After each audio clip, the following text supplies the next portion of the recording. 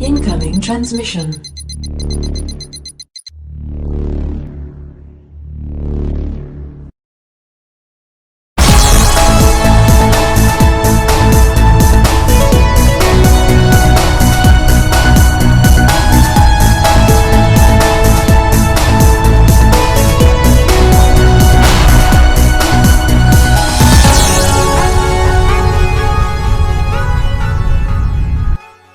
Welcome, Watchers of Illusion, to my Castle of Confusion. It's the 30th of September, and I've got a ZX Spectrum Classic. Check this out.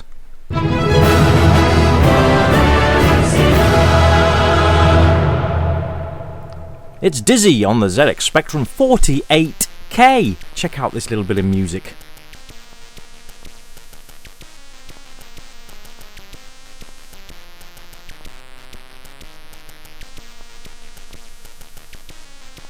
Isn't it great? I mean, it's 48K, so we're not expecting a lot from this, okay? I loved Dizzy when I had my Specky, and it's fantastic. It still is fantastic. It's bloody hard, but it's fantastic. Now, Codemasters released quite a few of these type of games, but this one is kind of the one that sticks out in people's minds the most, really. Mainly, I think, just due to its cutesiness and it's fun, and the puzzles are really quite good fun as well. They're not like rock hard, so you're not going to be stuck. I have to say, this was actually been requested quite a lot. Dizzy games, you guys seem to really love them, and I've got no problem bringing them to you because I also love them, so that's no problem. Now you'll see that I can only hold one item at a time, and I've got the ACME bird seed there, which means I can destroy any of the flying birds that I encounter in any of the screens, which is lovely. Later on I can pick up insecticide and kill the spiders, and there's a hard hat which destroys these apples that you're about to see emerge from the tree. There you go. There's a hard hat later on that I can destroy those with. Now they are pretty random when they drop. There's no sort of timer that you can say, right, time 1, 2, 3, 4, drop. This is a lovely area. If you mistime your jump, that platform completely vanishes and you're screwed, because there's no way you can get across once that platform disappears. It's a horrible little trap, and I'm sure that everybody who played this game fell straight into that trap. I know I did a few times, and I'm probably going to do it in this review because it's been a long time since I played the original Dizzy. The spiders themselves here, they go up and down, but they don't go up and down all the way up and all the way down. They sometimes go halfway up and then drop, quarter of the way up and drop. It's really random. But you can see the level layouts are really nice. The only issue I've really got, and it's more the Spectrum's fault than anything else, it's this colour clash. As we go behind trees, you can see Dizzy completely vanishes.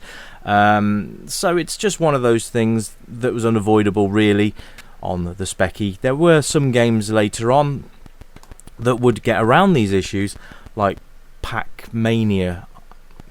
Yes. So there. Anyway, the whole point of the game is to go and defeat the evil wizard Zax, who's up in that castle you can see in the background there. And to do that, you need to solve a bunch of puzzles to get there. So you saw earlier on, I picked up an oil can and I was able to move the mining cart. And birdseed obviously kills the birds. There's a host of different things that will kill various things and make things easier to pass. Now let's see. I really hate this. I really... Oh, nuts. Okay. There's nothing I can do now, guys. I'm just going to have to kill myself over and over again because I cannot get over it. Look, even if as soon as I touch the skeleton, that's it. It's done. So, in a way, I'm kind of glad that happened, because it shows you guys how evil this game can be on one screen. Just the one screen.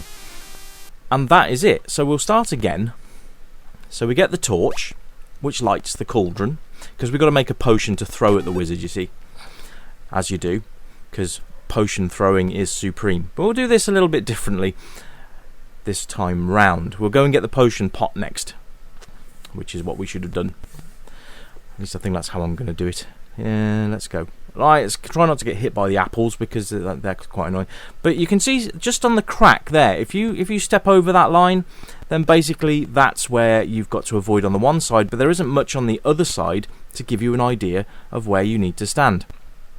So you've got to be very careful there. Well, as you've just seen, it's evil is the only word I can really say. Anyway, you can see here it's a very colourful game.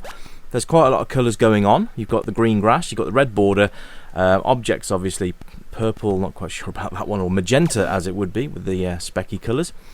You've got the red, the green, and you've got the moon up in the background and a white tree, which is fantastic. Anyway, let's go and investigate down here. No, I'm going for the birdseed. Screw it. Now, some of this is very precision jumping, I have to say, as you probably can see there. But that can be the only real irritation. The rest of it's really nice. It's a shame there was no sort of in-game music, but being only 48k, you can sort of see why. But we can forgive that. It's a great game in all respects. As puzzlers go. And I'm not a massive puzzle game fan. I mean, I'm all right at them, but I wouldn't say it's my forte. And if you've seen my Krusty Super Funhouse review, you'll see that. But the Dizzy games, I always loved them. And the thing is, it was always a case of this game.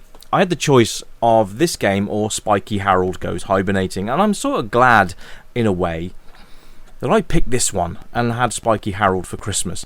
So, because Spiky Harold is one of those games that is just... It's just ridiculously hard, but we'll probably do that another day because you need to see how ridiculously hard it is. But this is Dizzy, and it spawned so many sequels. It was Treasure Island Dizzy was the next adventure game, followed by Fantasy World Dizzy, which was another adventure game. If you take fast food and quick snacks into the equation, they're basically the in-between fillers. They were more sort of arcadey type games. Whereas these are pure adventure games. So Fantasy World Dizzy, then Magic Land Dizzy.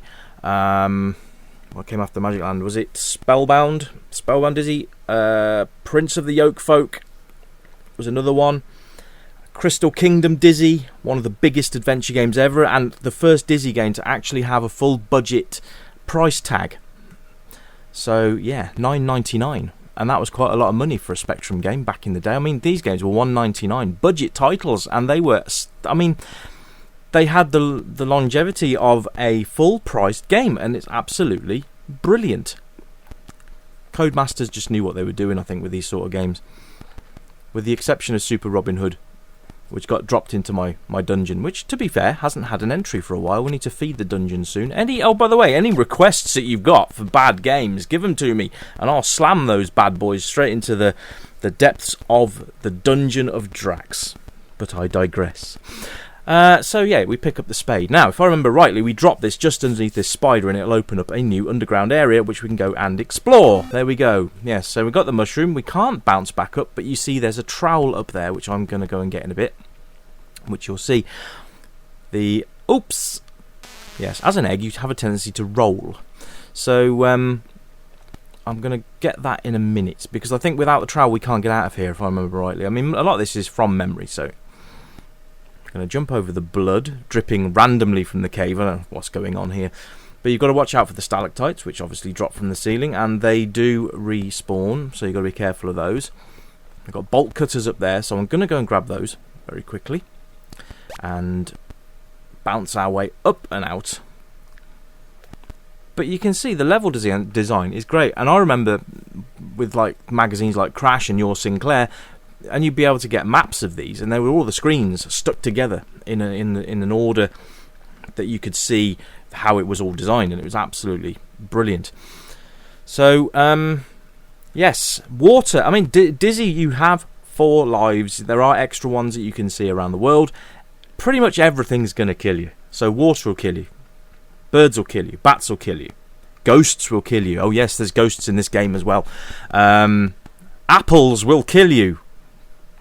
Contrary to what the doctors tell you. Right, we can't go through that water stream yet. We need to get a can of dried ice, if I remember rightly. Then we can walk through the top of the waterfall.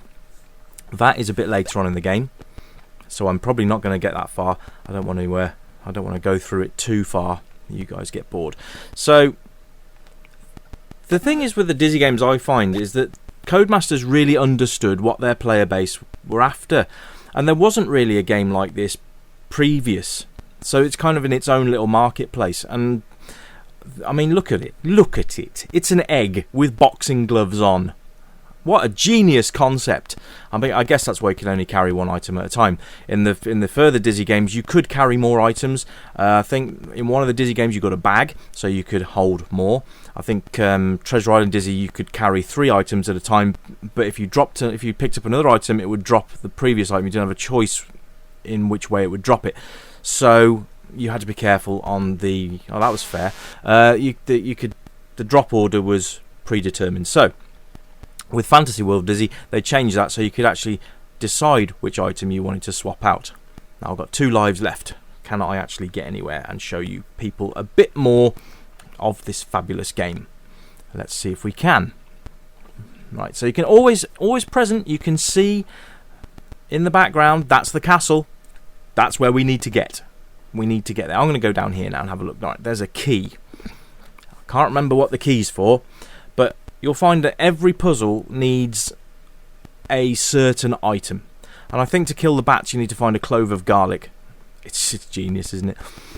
I think the can of dried ice is over that way, actually. But there you go. We have a raincoat. We don't want to bump into Casper there.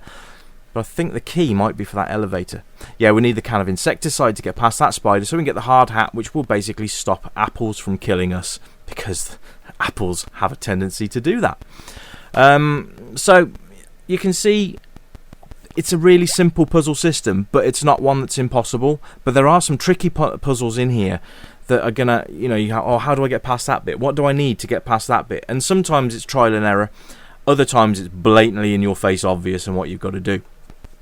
So it's all good fun, and there's nothing wrong with grabbing an item and just trying it in various locations. And check out my excellent jumping progress here. Anyway, let's go and dissolve those raindrops so that we can progress past that screen. Wait for the apple to drop so I can get past there safely, and yes.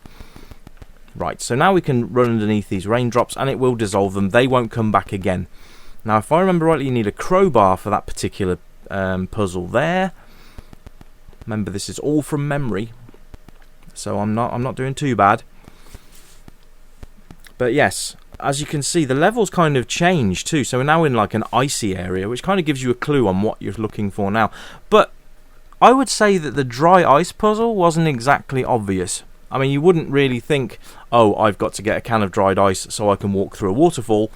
Not really. So, oh dear, that wasn't very good. So I'm on my last life. No. So I've got to be careful here. I think that is actually the can of dried ice. I think that's what we need. But you've got to be careful as well, because if you drop that can of dried ice onto a standard bit of water and it freezes it, there's the crowbar, you can't then get past the waterfall that you need to. So you'll basically waste it, and there's no way to get another one. So you've got to be careful of that. So you see what I mean? If I drop the can of dried ice on that waterfall, which would be the logical explanation to do it, no. Not going to happen. Now this is I think this is a pearl, and basically what you do with that is you go and put that in that yellow bucket on the house that we saw earlier on, and that will activate a lift. And that bird nearly killed me again. So there's a few little hints for you anyway if you want to play through Dizzy, and I really recommend, if you haven't played this before, that you need to. This is a ZX Spectrum bucket list game. Now, Treasure Island Dizzy, when that came out, was attuned for the 128 and the 128 Plus 2 and had a really nice soundtrack as you went through, and it's one that will have you whistling along and humming in your head for a while. But yes, I'm planning on going through the entire Dizzy series, folks. It's up to you how you want me to do this. I can do it all in one go, so it'll be Dizzy game after Dizzy game after Dizzy game after Dizzy game. I don't really want to flood you with Dizzy games. I will do them all, I promise you. And I'm going to do them all on each format as well, so you can see the differences. Because the Amstrad version of this, he had a slight green tinge to him. I always thought he looked a bit like a rotten egg. The C64 version, again, was different. The Amiga version was different. And there was even versions on the NES, which we will go through as well. So, I promise you, Dizzy fans out there, I'm going to get round to doing them all. So, bear with me. I will do them. Anyway, I'm going to leave it there. This has been Dizzy on the ZX Spectrum. This has been the Retro Revival. Forgot the name of my own show there. Retro Revival Show.